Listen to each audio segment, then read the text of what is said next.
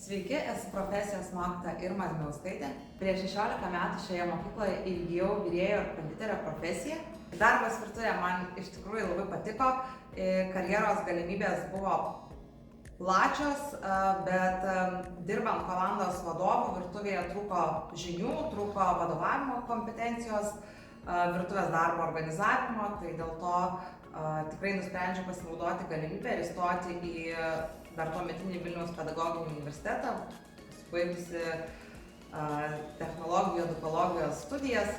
Ir dabar apie tos tortus reikia. Konditerija atsirado visiškai natūraliai, tai kadangi turiu 2 vaikus ir kiekvienais metais vis reikėdavo torto gimtadieniui ir vienais metais dukrai nupirkus, užsakius iš tikrųjų labai gražų proginį Elzo 2 aukštų tortą. Kilo mintis, kad tikrai norėčiau ir pati išmokti taip dekoruoti, bet žinių ir įgūdžių nebuvo. Skanų tortą visą laiką atrodo, kad mokėjau iškepti, bet dekoras buvo kažkas tokio paslaptingo ir neįveikiamo. Visa konditerijos kelionė arba pradžiamokslis prasidėjo nuo įvairiausių mokymų, kursų, Lietuvos konditerių organizuojamų mokymų. Ir po truputėlį įgijau daug patirties, įgūdžių.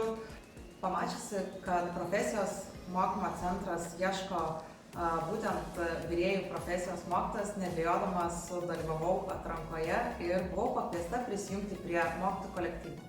Mokant virėjus saldžiųjų patiekalų modulio, iš tikrųjų gaminant daug įvairių kepinių, makarunsų, desertų, supratau, kad mano didžioji pašaukimas, aistra vis dėlto yra konditerija ir konditerijos mokinių mokymas. Laisvalaikiu pavasarį turiu labai mylimą savo hobį, esu daržininkė, auginu ne tik tradicinės daržovės, bet ir baklažanus, kininius kopūstus, bastučius ir įvairiausias vaistinės žoleles. Taip pat ši vasara bus jau 3, kuomet mano darže auga arbūzai. Pernai jų turėjau 60 daigų ir puikų derlių. O šiemet esu pasiruošusi užsiauginti 174 skirtingas pomidorų veisles. Tai linkiu nebijoti rinktis profesinės mokyklos, jeigu tai yra jūsų kelias ar mėgstama veikla. Įsitikinau, kad mėgstama veikla yra kelias į sėkmę.